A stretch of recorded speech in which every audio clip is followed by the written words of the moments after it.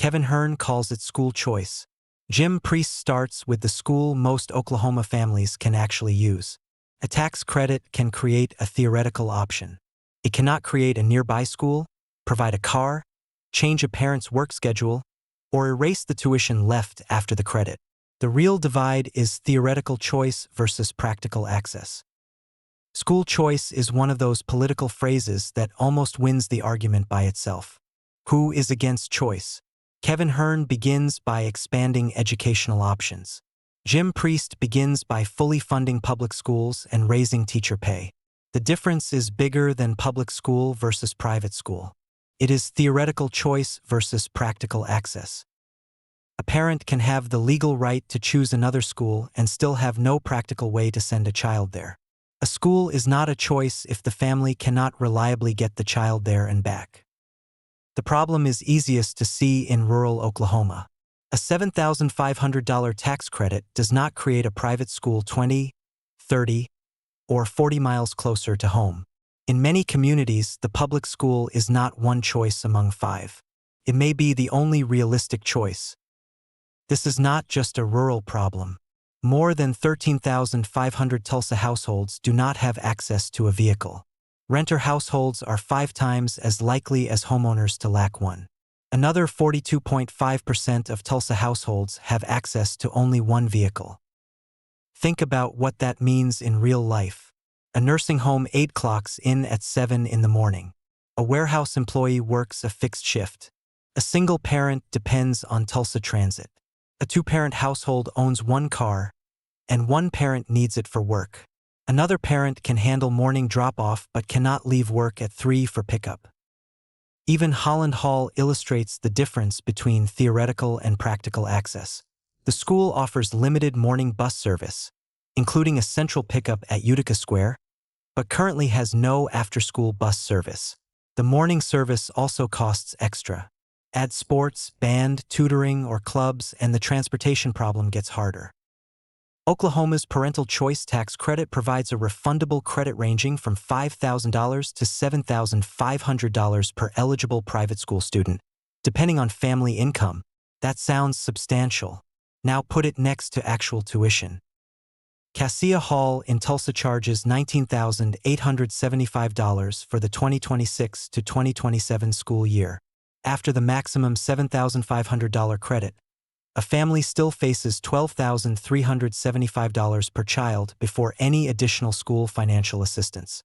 2 children leave $24,750.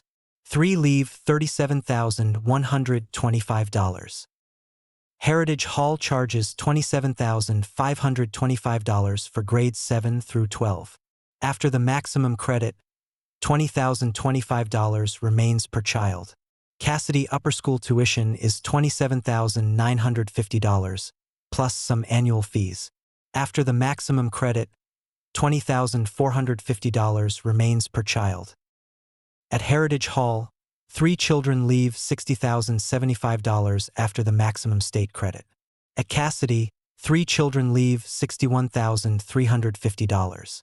Schools may offer separate financial aid, but the state credit by itself does not suddenly make a $20,000 to $28,000 a year school affordable to a household earning $60,000 or $75,000.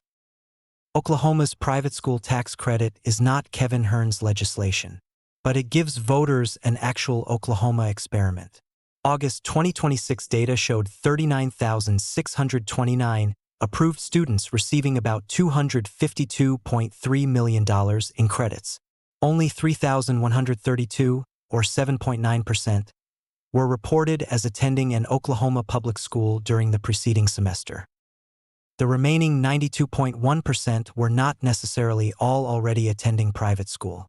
That group can include homeschooled students, children entering school for the first time, and others without prior public school enrollment. But the conclusion is still important. Very little of the program is being used by students moving directly from public schools into private schools. Of approximately $252.3 million approved, about $177.5 million, or 70.4%, went to households reporting federal adjusted gross income above $75,000. Households above $150,000 received almost $104 million. Federal adjusted gross income and median household income are not identical measures. But $75,000 is already above Oklahoma's roughly $65,000 median household income benchmark. Douglas Harris and Gabriel Olivier examined broad voucher programs in 11 states. They found private school enrollment increased only about 3 to 4%, while private school tuition increased about 5 to 10%. The study did not measure whether students learned more, so we should not claim that it did. It does show that enrollment moved a little while tuition moved considerably more. A 2025 peer-reviewed study of Indiana's statewide voucher program found little evidence that expansion changed achievement or graduation outcomes for the average student remaining in traditional public schools. That does not mean an individual student cannot benefit from changing schools. It means taxpayers deserve more than the word choice as evidence of statewide educational improvement. Oklahoma has increased the private school tax credit authorization to $275 million for the 2026 to 2027 school year. That is where school choice becomes a budget question. Capital committed to one investment is capital unavailable for another. Using the high-end planning estimates, $125 million could strengthen the certified teacher pipeline for roughly 5,000 existing positions.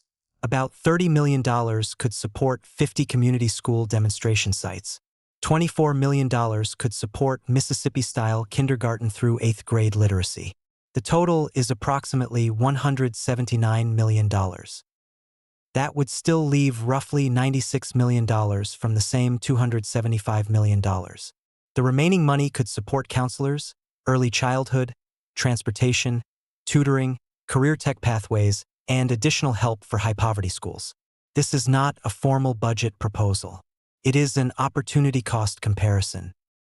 Oklahoma leaders often point to Mississippi's reading gains. They should study the whole lesson. Mississippi's literacy strategy was built around public school investments. Early screening, teacher training, research-based instruction, intervention, progress measurement, and instructional coaches. Improving education did not require abandoning the public school strategy behind those gains. In 2026, a broad voucher bill barely passed the Republican-controlled Mississippi House, 61 to 59. The Republican-controlled Senate Education Committee then killed it after only 84 seconds of consideration. Committee Chairman Dennis DeBar ended the matter by saying, "The bill dies today." Kevin Hern should answer this. If school choice is supposed to expand opportunity, what would you do for the family that cannot actually exercise the choice? A rural family with no nearby private school, a Tulsa parent without a car, a worker who cannot leave a job for afternoon pickup, or a $75,000 household with 3 children that still faces tens of thousands of dollars in tuition. And there is a second part. If the evidence shows that much of the subsidy goes to families already positioned to use private education while private school tuition rises faster than enrollment, why should taxpayers keep expanding subsidies rather than investing those dollars in the schools most children can already reach? Jim Priest should answer a question too. A United States Senator does not write Oklahoma's teacher salary schedule. So how would he turn fully fund public schools into something Oklahoma classrooms can see? Would he protect Title I, meet more of the federal commitment to special education, help rebuild certified teacher pipelines, expand literacy, tutoring and community schools, or strengthen career tech pathways? And what measurable results would taxpayers receive in return? Hern begins with the parent who wants another educational option. Priest begins with the school most families already depend on. Both can call that opportunity. But Oklahoma voters should ask which approach starts with the child whose parents have the fewest choices to begin with. A tax credit does not necessarily give a family another school it can use. The real education debate is theoretical choice versus practical access. Follow the money at langdon.substack.com.